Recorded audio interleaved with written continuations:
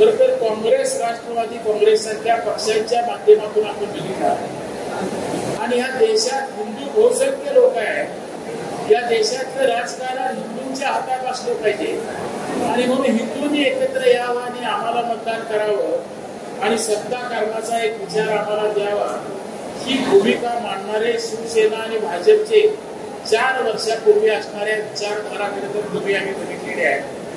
पण महाराष्ट्रात नेमकं या 4 वर्षात काय घडलं? विचारधारा म्हणून लोकांच्या समोर गेलेले हे पक्ष आपापल्या विचारधारा खरंच टिकवू शकले का?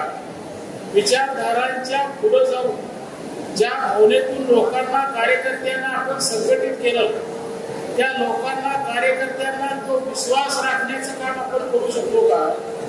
तुम्ही आम्ही जर बघितलं तर कधी काँग्रेस बरोबर उद्धव ठाकरेंच्या सारखा नेता बसेल असं आपल्या कधी कुणाला स्वप्नात वाटलं नव्हतं. पण ते महाराष्ट्राच्या राजकारणात तुम्हाला आणि मला बघायला मिळालं. प्रामुख्यानं शरद पवारांच्या पक्षातून एखादा पक्ष बाहेर पडतो आणि तो भारतीय जनता पक्षाबरोबर येतो. अशा प्रकारची विश्वासार्हता लोकांच्या पातळीवर कधी आपण अपेक्षित केली नव्हती. तसं घडलेलं राजकारण हे प्रामुख्याने आपल्याला बघायला मिळालं.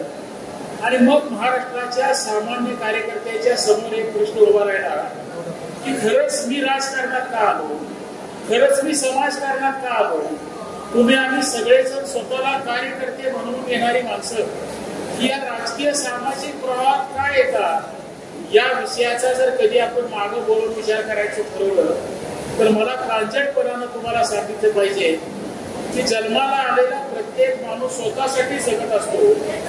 पण माझ्यावर काही ऋण माझ्या समाजाचे आहेत, माझ्या गावाचे आहेत, त्यांच्यासाठी सुद्धा माझ्या हातनं काही काम व्हावं अशी भावना ज्या कार्यकर्त्यांच्या मनामध्ये येते, ज्या लोकांच्या मनामध्ये येते, ती लोक स्वतःला या सामाजिक आणि राजकीय भूमिकेमध्ये स्वतःचं घरचं काम बाजूला ठेवून स्वतःचा प्रभाव वाहून घ्यायचा प्रयत्न करतात. आपल्या हातून आपल्या गावासाठी आपल्यावर प्रेम